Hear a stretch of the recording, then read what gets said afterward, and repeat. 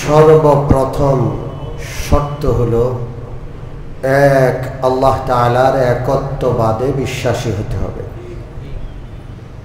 গোটা বিশ্বব্যাপী একত্ববাদে বিশ্বাসী, এক আল্লাহতে বিশ্বাসী শুধুমাত্র মুসলমান। এই ছাড়া পৃথিবীর কোনো জাতি একত্ববাদী নাই। আমরা এতটা একত্ববাদে বিশ্বাস করি, আমরা সমস্ত ক্ষমতার মূল কেন্দ্র একজনকে মানি, তিনি কে? আল্লাহ। এই একত্ববাদের বিশ্বাস, লা শরীক আল্লাহর বিশ্বাস, এটা আমাদের ঈমানের মূল। এটাতে কোনো নড়চড় হবে, সে আর মুমিন মুসলমান দাবি করতে পারবে না। দাবি করলে এই দাবি মিথ্যা বলে প্রমাণিত হবে। আল্লাহ কয়জন? গোটা কোরআনের 1/3 ব্যাপী আল্লাহর একত্ববাদ বোঝানো হয়েছে। কোরআনে যদি 6000-এর বেশি আয়াতও হয়, মনে করেন 6500-এর কাছাকাছি আয়াত, এই 6500-এর কাছাকাছি আয়াতের 1/3, প্রায় 2500, কয় হাজার আয়াত? 2500-এর বেশি আয়াত শুধু আল্লাহর ক্ষমতা, আল্লাহর একত্ববাদ সম্পর্কে নাযিল করেছেন কে? আল্লাহ। এই বিশ্বাসে কোন রকম সামান্য চিড় ধরলে সব শেষ, সব ধ্বংস, কিচ্ছু থাকবে না, সব বেকার। এই বিশ্বাস এত গুরুত্বপূর্ণ, হযরত মুআজ ইবনে জবল রাদিয়াল্লাহু তাআলা আনহুর একটি হাদিস আছে। হযরত মুআজ রাসূলুল্লাহর পিছনে ঘোড়ায় বসা, এক ঘোড়ায় 2 জন বসা, রাসূলুল্লাহ সামনে, মুআজ রাদিয়াল্লাহু আনহু পিছনে। এরকম ঘোড়ায় বসলে কত কাছাকাছি হয় এর একটা দৃষ্টান্ত এই যুগে আছে। যেমন মোটর বাইক বা হুন্ডায় যদি 2 জন বসে, তো একজন আরেকজনের কত কাছাকাছি, একজনের বুকের সাথে আরেকজনের পিঠ লাগানো থাকে, কত কাছাকাছি, একজনের মুখের সাথে আরেকজনের কান লাগানো থাকে, ঠিক কি ঠিক না? তো ঘোড়ায়, উটে, খচ্চর, গাধায় ডাবলিং করা হতো আগে, একজনের পিছনে আরেকজনকে মহব্বত করে বসানো হতো। রাসূলুল্লাহ সাল্লাল্লাহু আলাইহি ওয়াসাল্লাম হযরত মুআজকে আদর করে মাঝে মাঝে পিছনে বসাইতেন।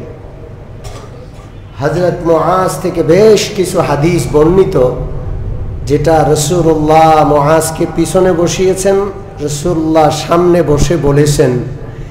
এই অবস্থার হাদিসগুলো বিশেষভাবে চিহ্নিত। লাইসা বাইনি ওয়া বাইনাহু ইল্লা মুআখারাতুর রাহিম, রাসূলুল্লাহর মধ্যে আর আমার মধ্যে আর কোনো পার্থক্য নাই, একজনের গায়ের সাথে একজন লাগানো। আল্লাহর নবী সাল্লাল্লাহু আলাইহি ওয়াসাল্লাম এই অবস্থায় হযরত মুআজ রাদিয়াল্লাহু তাআলা আনহুকে 10টা ওসিয়ত করলেন, 10টা গুরুত্বপূর্ণ ওসিয়ত করলেন। এক একটা ওসিয়ত সোনার অক্ষরে লিখে রাখার মতো, এত দামি দামি ওসিয়ত। এক একটা নসিহা নিয়ে কথা বললে এক এক জুমা কথা বলা যাবে। এর মধ্যে 1 নম্বর নসিহা হলো, আল্লাহ রাসূল বলেন, লা তুশরিক বিল্লাহি শাইআ। মুআজ শুনে রাখো, এক আল্লাহ রাব্বুল আলামিনের সাথে কখনো কাউকে শরীক করবে না। অন্য বর্ণনায় আছে, ওয়ালা তুশরিকান্না বিল্লাহি শাইআ, কখনো কোনোভাবেই আল্লাহর সাথে কাউকে শরীক করবে না। আমাদের তালেব ইলমরা জানে নুনে তাকিদ, লামে তাকিদ বা নুনে তাকিদ সাকিলা, কখনো কোশ্চেন কালেও কোনোভাবে আল্লাহ তাআলার সাথে কাউকে শরীক করবে না। কতটা কঠিন পরিস্থিতি হলেও আল্লাহর সাথে শিরিক করবে না। নবীজি সেটাও বলছেন, ওয়া ইন কুতিলতা আও হুররিকতা, ওয়া ইন কুতিলতা আও হুররিকতা, যদি তোমাকে হত্যা করা হয়, যদি তোমাকে জীবন্ত আগুনে পোড়ানো হয়, তুমি দেখছো তোমাকে আগুনে নিক্ষেপ করবে, আগুনে পুড়িয়ে ফেলা হবে, তুমি দেখতে পাচ্ছ তোমার জন্য হত্যা করার সমস্ত আয়োজন রেডি, আর তোমাকে অপশন দেওয়া হয়েছে হয়তো আল্লাহর সাথে শরীক করা, আর না হলে তোমাকে হত্যা করা হবে। তুমি হত্যা হয়ে যাওয়ার মরণের সিদ্ধান্ত নিবা, তাও আল্লাহর সাথে শরীক করার সিদ্ধান্ত নিবা না। কঠিন বিষয়। অন্য বর্ণনায় আছে আল্লাহ রাসূল বলেন, ওয়া ইন কুতিলতা আও হুররিকতা, তোমাকে যদি টুকরো টুকরো করা হয়, খবরদার তাও আল্লাহর সাথে শিরিক করবা না। এমন আয়োজন যে একবারে বুটি কাবাব বানানো হবে, তাকে টুকরো টুকরো করে ফেলা হবে, এমন আয়োজন দেখছে, আর শিরিক করার অফার আসছে, শিরিক করলে ছেড়ে দিবে। রাসূলুল্লাহ বলেন, খবরদার শিরিক করবা না। এত কঠিন বিষয়। আল্লাহ রাসূল সাল্লাল্লাহু আলাইহি ওয়াসাল্লামকে আল্লাহ তাআলা পবিত্র কোরআনে বলছেন, ওয়ালাকাদ উহিয়া ইলাইকা ওয়া ইলাল্লাযীনা মিন ক্বাবলিক, ওগো নবীজি আপনার কাছেও ওহী পাঠানো হচ্ছে, আপনার পূর্বে প্রত্যেক নবীর কাছে একই ওহী পাঠানো হয়েছে। লাইন আশরাকতা লায়াহবাতান্না আমালুক, যদি আপনিও শিরিক করেন আপনার সমস্ত আমল ধ্বংস হয়ে যাবে।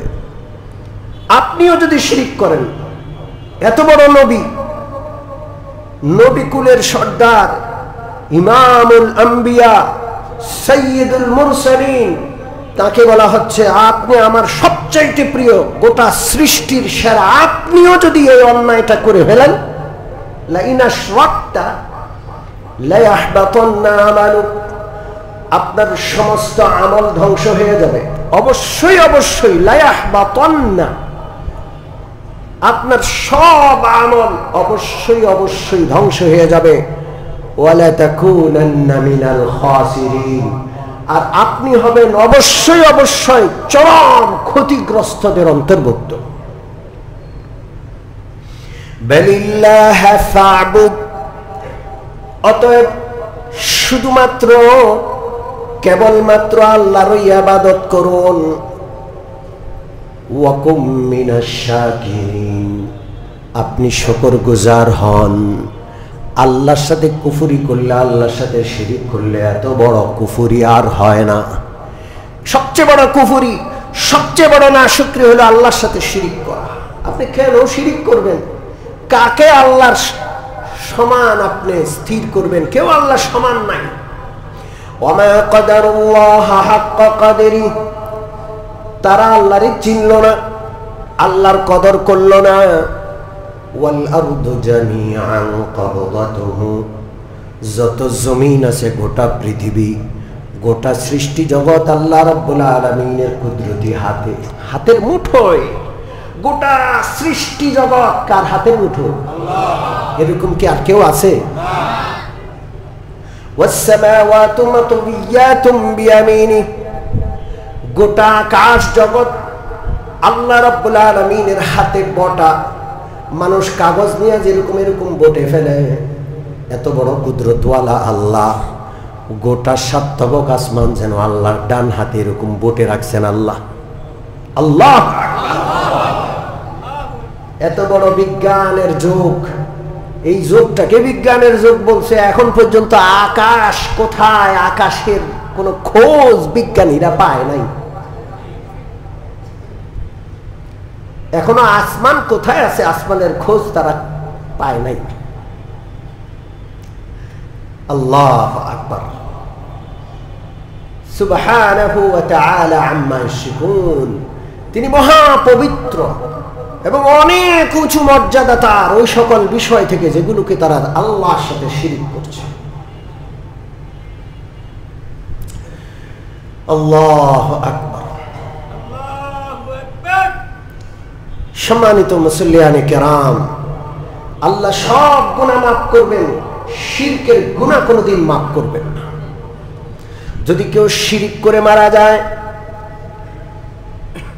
আল্লাহ তাআলা ওই শিরকের গুনাহ মাফ না করে তারে জাহান্নামে দিবেন। শিরক ছাড়া পৃথিবীর যত বড় গুনাহ আছে, সেই গুনাহ করলে তওবা না করে মরে গেলেও আল্লাহ তাআলা ইচ্ছা করলে ক্ষমা করতে পারেন। ইন্নাল্লাহা লা ইয়াগফিরু আন ইউশরাকা বিহি ওয়া ইয়াগফিরু মা দুনা যালিকা লিমান ইয়াশা। শিরক ছাড়া যে কোনো গুনাহ আল্লাহ তাআলা ক্ষমা করবেন, ক্ষমা করতে পারেন, যার ইচ্ছা তারে ক্ষমা করে দিবেন। কিন্তু লা ইয়াগফিরু আন ইউশরাকা বিহি, নিশ্চয়ই আল্লাহ শিরকের গুনাহ কখনো ক্ষমা করবেন না। শিরকের গুনাহ আল্লাহ মাফ করবেন না। যে ব্যক্তি শিরক করবে তার ঠিকানা জাহান্নাম। হারামাল্লাহু আলাইহিল জান্নাতা ওয়া মাওয়াহুন নার। সূরাতুল মায়েদা আল্লাহ তাআলা বলেন, যে ব্যক্তি আল্লাহর সাথে শিরক করবে তার জন্য আল্লাহ জান্নাত হারাম করে দিবেন, তার উপর জাহান্নাম ওয়াজিব হয়ে যাবে, তার ঠিকানা নিশ্চিত জাহান্নাম। শিরকের মতো বড় অপরাধ আর নাই। খুন, খারাপি, সন্ত্রাসী, যত রকমের গুনাহ আছে সব শিরকের নিচে। পৃথিবীর সবচেয়ে বড় অন্যায়, সবচেয়ে বড় মারাত্মকতম অপরাধের নাম কি? জোরে বলেন।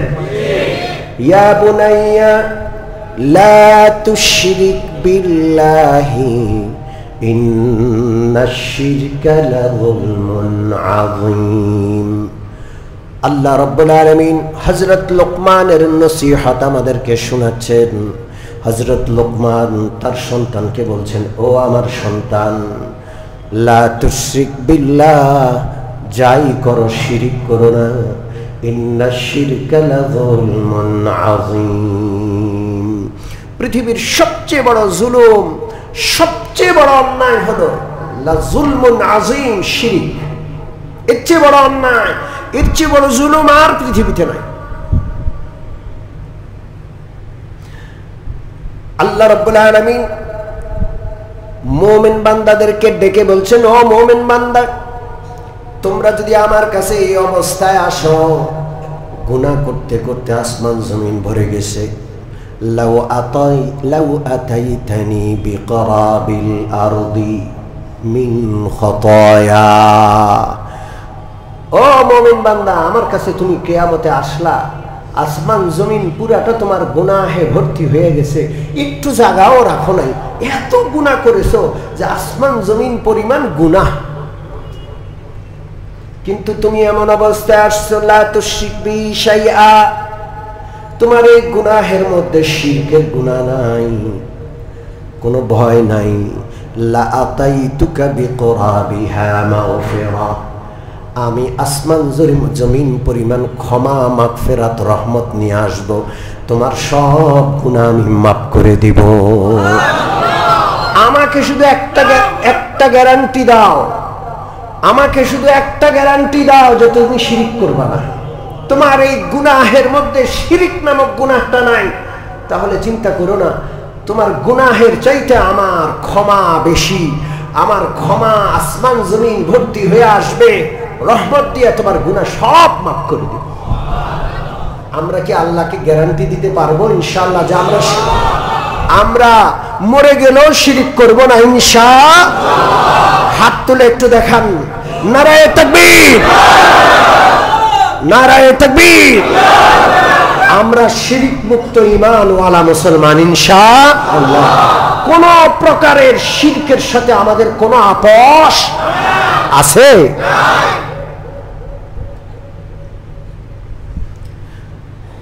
বিশ্বনবী রাহমাতুল লিল আলামিন বলেন, সিনতানে মুজিবাতান, দুইটা কাজ এমন আছে, দুইটা কাজের দুইটা পরিণতি অবধারিত, দুইটা কাজের দুই গন্তব্য, দুই পরিণতি। মান মাতা লা ইউশরিক বিল্লাহি দাখালাল জান্নাহ, যেই ব্যক্তি শিরিক না করে মারা যাবে সে জান্নাতে যাবে, তার পরিণতি হলো জান্নাত। আরেকটা পরিণতিও অবধারিত, ওমান মাতা ইউশরিক বিল্লাহি দাখালান নার, যেই ব্যক্তি শিরিক করে মারা যাবে তার পরিণতি নিশ্চিত, সে জাহান্নামে যাবে, আগুনে ঢুকবে। কোথায় ঢুকবে? জোরে বলেন কোথায়? আল্লাহর গোটা কালামের 3 ভাগের 1 ভাগ, প্রায় 2500 আয়াতে আল্লাহ একত্ববাদ বুঝাইছে। কয় হাজার আয়াতে? 2500 আয়াতে। আপনি সেই একত্ববাদকে বৃদ্ধাঙ্গুলি দেখাইয়া মন্দিরে মন্দিরে পূজায় ঘুরে বেড়াবেন? ইসলাম এত সোজা, এত সোজা ইসলাম। আওয়ামী সরকারের আমলে মানুষ বুঝতো আওয়ামী লীগ হিন্দু ঘেঁষা একটা সংগঠন, ভারতের মদত পুষ্ট, ভারতের আশীর্বাদ পুষ্ট, হিন্দুদেরকে তোয়াজ করে করে চলে, ভারতের আশীর্বাদ নিয়ে চলে। তো আওয়ামী লীগের নেতারা মন্দিরে মন্দিরে ঘুরতো, পূজা আসলে মন্দিরে মন্দিরে শুভেচ্ছা জানাইতো। মানুষ বুঝতো যে এটা ঠিক না, ওটা ওরা করে, ঠিক আছে, এটা ওদের একটা রাজনৈতিক স্বার্থ, ওরা করতেছে, আমরাও কথা বলতাম। কিন্তু আমার মনে হয় ইতিহাসের সবচাইতে দুর্ভাগ্যের সময় এই দুর্গাপূজার সময়টা গেছে, যে যতটা আওয়ামী লীগ করে গেছে এর চেয়ে বেশি নামধারী মুসলমান, টুপিওয়ালা, দাড়িওয়ালা, আলেম মাওলানার নাম লেখা আছে, দলে দলে নিজের ইসলাম, নিজের ঈমানকে বিসর্জন দিয়া দুর্গাপূজার মণ্ডপে গিয়া গিয়া শুভেচ্ছা জ্ঞাপন করছে। কথা ঠিক ঠিক না? আমাদের কোনো ভাষা নাই এর নিন্দা জানানোর, কোনো ভাষা নাই। কত বড় দুঃসাহস! টুপিওয়ালা, দাড়িওয়ালা ইসলামী রাজনীতি করে, ক্ষমতায় গেলে ইসলামকে প্রতিষ্ঠা করবে এরকম ওয়াদা করছে, মানুষকে শোনাচ্ছে, কিন্তু এই লোকগুলোই দুর্গাপূজায় গিয়া শুভেচ্ছা জানাচ্ছে। শুধু দুর্গাপূজায় গেছে শুভেচ্ছা জানাচ্ছে তা না, দুর্গাপূজায় গিয়া মণ্ডপের মধ্যে মূর্তির পাশে দাঁড়াইয়া শুকরিয়া আদায় করছে, আল্লাহ তাআলার শুকরিয়া, এবছর দুর্গাপূজায় আসতে পারছি। ঈমান থাকবে? জোরে বলেন থাকবে? পূজার মণ্ডপে গিয়া মূর্তিকে সামনে রেখে পূজারীদেরকে সামনে নিয়ে বক্তব্য রাখছে। হিন্দু আর মুসলমান মুদ্রার এপিঠ ওপিঠ, হিন্দুরা পূজা করে, আমরা রোজা করি, রোজার পূজা মুদ্রার এপিঠ ওপিঠ একসাথে চলে। ঈমান থাকবে? রোজা আর পূজা এক জিনিস, মুহাম্মদ আর কৃষ্ণ একই জিনিস। আপনারা মোহাম্মদ নাম, আপনারা কৃষ্ণ নাম রাখেন, আমরা মোহাম্মদ নাম রাখি। ঈমান থাকবে? জোরে বলেন। আল্লাহর কি হিকমত! টুপি দাড়িওয়ালাদের মধ্যে কারা মুনাফিক, কারা ভবিষ্যতের মুনাফিক, এটা আল্লাহ তাআলা এই পূজাতে আমাদেরকে চিনায়া দিবেন। আওয়ামী লীগ পূজা মণ্ডপে গেছে, আমরা এতটা অস্থির হই নাই, এতটা বিচলিত হই নাই যতটা এবার হচ্ছি, কারণ আওয়ামী লীগ তার রাজনৈতিক স্বার্থে গেছে, আর এই লোকগুলো ইসলামকে, কোরআনকে বিক্রি করে ক্ষমতায় আসতে গেছে।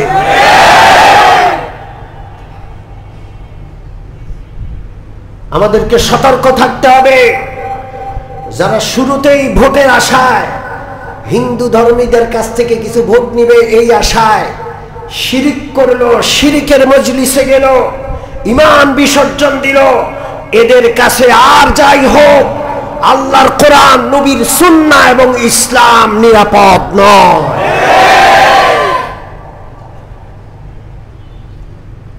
গোটা দেশের আলেম ওলামারা জাতিকে সতর্ক করছে এবং এই বিষয়টার তীব্র নিন্দা জ্ঞাপন করছে। প্রতিযোগিতা দিয়া দিয়া দলে দলে টুপিওয়ালা দাড়িওয়ালা দলে দলে তারা পূজা মণ্ডপে গেছে। কি আশ্চর্য!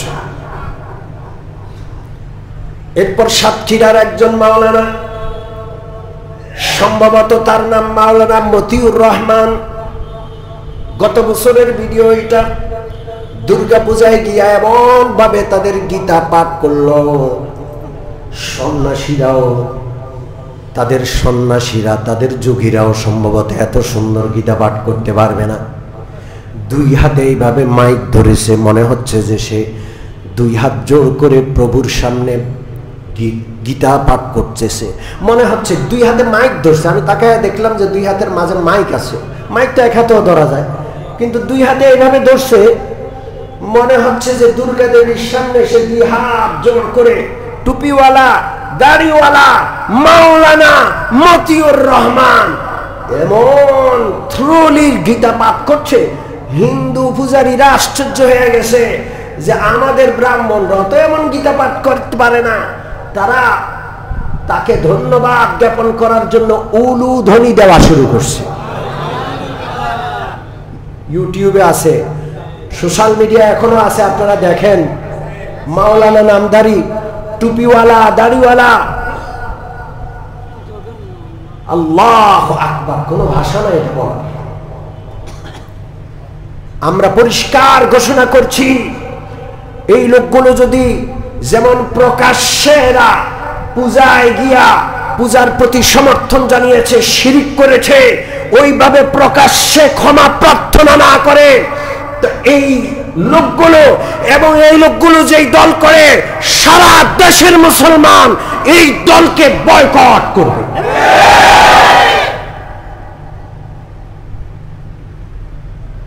শিরক আর ইসলাম এক জায়গায় আসতে পারে না, শিরক আর তাওহীদ এক পাত্রে আসতে পারে না, নাপাক আর পাক পবিত্র জিনিস এক পাত্রে আসতে পারে না। পবিত্র অপবিত্রতার সাথে মিশলে গোটাটাই কি হয়ে যায়?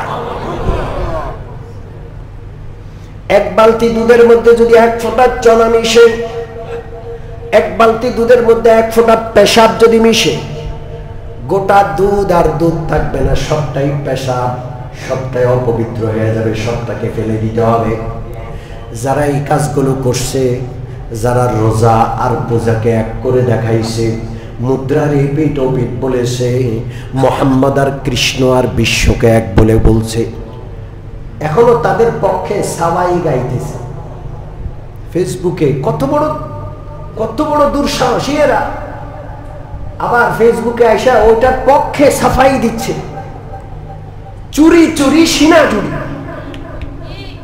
আল্লাহু আকবার, আল্লাহ আল্লাহ আল্লাহ যেন তওবা করার তৌফিক দান করেন। আমরা কড়া ভাষায় বলেছি, কিন্তু অন্তরে দরদ আছে, কারণ ইসলামী শক্তিগুলো একসাথ না হইলে এই দেশের ভবিষ্যৎ কিন্তু ভালো হবে না। ঠিক কি ঠিক না? আমরা ঐক্যের ব্যাপারে, ইসলামের রাষ্ট্র ব্যবস্থার ব্যাপারে আমরা দীর্ঘ আলোচনা করেছি, কিন্তু আমরা চূড়ান্তভাবে হতাশ হয়েছি। যারা পূজায় গিয়ে দুর্গা দেবীর সামনে ইসলামকে বিসর্জন দিতে পারে, তাওহীদ আর একত্ববাদকে বিসর্জন দিতে পারে, ওরা ক্ষমতায় গেলে হেন কোনো কাজ নাই যেটা ইসলামের নামে না করবে।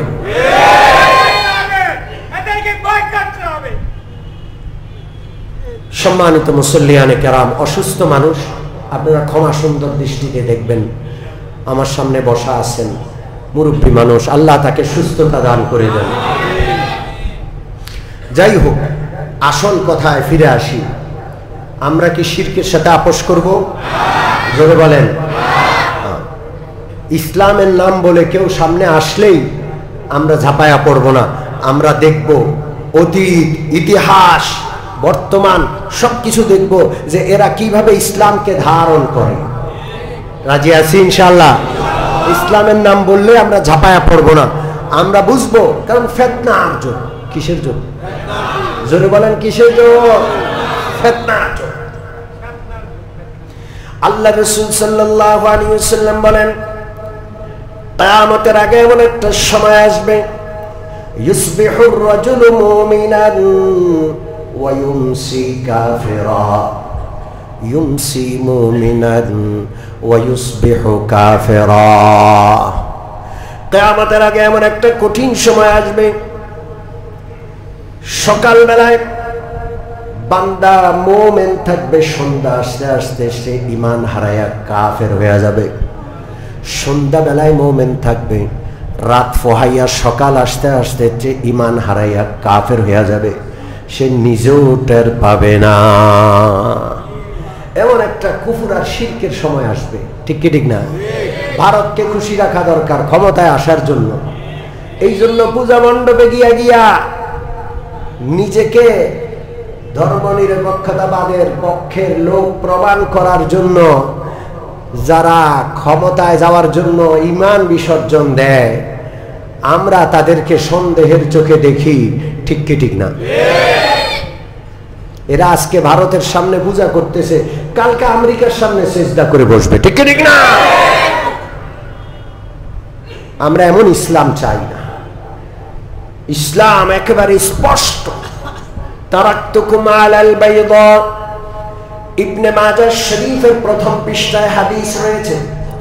আল্লাহ রাসূল বলেন, তোমাদেরকে আমি সূর্যের আলোর মতো স্পষ্ট, কোনো অস্পষ্টতা নাই, এমন একটা ইসলাম দিয়া গেলাম, এমন একটা জীবন বিধান দিয়া গেলাম, কোনো প্রকারের অন্ধকার নাই, কোনো প্রকারের গোজামিল নাই। কথা ঠিক কি ঠিক না? আচ্ছা, আমি আপনাদেরকে জিজ্ঞেস করি, পূজা কি নতুন না আগে থেকে ছিল? রাসূলুল্লাহর যুগে পূজা ছিল কি ছিল না? না, ছিল না, নাকি? জোরে বলেন। আরে 360টা দেবদেবী কাবা ঘরের ভিতরে ছিল। গোটা মক্কার লোকেরা পূজারী ছিল, মদিনার লোকেরা পূজারী ছিল। দাওয়াত দিতে দিতে রাসূলুল্লাহ তাদেরকে ইসলাম ধর্মের দিকে আহ্বান করে আস্তে আস্তে করে ইসলাম গ্রহণ করিয়েছেন, হেদায়েতের পথে এনেছেন। আল্লাহর রাসূল ক্ষমতা চালিয়েছেন, 10 বছর পর্যন্ত মুসলিম রাষ্ট্রের প্রধান ছিলেন। আবু বকর রাদিয়াল্লাহু তাআলা 2 বছর, ওমর রাদিয়াল্লাহু তাআলা 10 বছর, উসমান 12 বছর, হযরত আলী 4 বছর, আমির মুআবিয়া 20 বছর, 100 বছর পর্যন্ত সাহাবাদের যুগ। এরপরে গত 1 শতাব্দী আগ পর্যন্ত প্রায় 1300 বছর মুসলমানরা বিশ্ব শাসন চালাইছে। কোটি কোটি হিন্দু, কোটি কোটি পূজারী সবসময় ছিল, রাসূলুল্লাহর যুগেও ছিল, এখনো আছে। দেখান দেখি রাসূলুল্লাহ কখনো পূজায় শুভেচ্ছা জানানোর জন্য তাদের উপাসনালয়ে গেছেন কিনা? কোন সাহাবী গেছেন? ইসলামের ইতিহাসে 1350 বছরের কোন আমির, কোন উমারা, কোন ইসলামী রাষ্ট্রপ্রধান পূজায় গিয়ে শুভেচ্ছা জানিয়েছেন? কোথায় পাইলাম এটা? দলে দলে মণ্ডপে মণ্ডপে গিয়া টুপিওয়ালা দাড়িওয়ালা আল্লাহ শুকরিয়া আদায় করতেছে।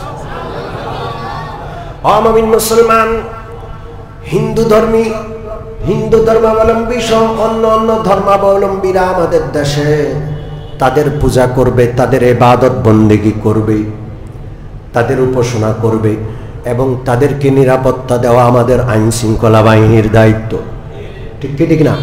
সাধারণ জনগণ, রাজনীতিবিদ, নেতৃবৃন্দ, মুসলমান সেখানে যাবে না, সেখানে যাবে আইন শৃঙ্খলা বাহিনী, ঠিক কি ঠিক না? দেশে আইন শৃঙ্খলা বাহিনী আছে, দেশের প্রশাসন আছে, তাদের দায়িত্ব হলো ওখানে নিরাপত্তা প্রদান করা, নিরাপত্তা নিশ্চিত করা। আপনি জনসাধারণ, মুমিন মুসলমান টুপিওয়ালা দাড়িওয়ালা পূজায় যাওয়ার কোনো দরকার নাই, ঠিক ঠিক না? আমরা কি আর যাব কোনোদিন? যারা যায়, যারা গেল, তারা যদি প্রকাশ্যে ক্ষমা প্রার্থনা না করে, তওবা না করে, ফিরে না আসে, আমরা এদেরকে চিনে রাখলাম, ভোটের সময় আমরা কড়া জবাব দিব ইনশাআল্লাহ। আল্লাহ তাআলা আমাদেরকে সারা জীবন মৃত্যু পর্যন্ত শিরিক আর কুফর থেকে বিরত থাকার খাঁটি ঈমান নিয়ে আল্লাহর কাছে যাবার তৌফিক দান করেন।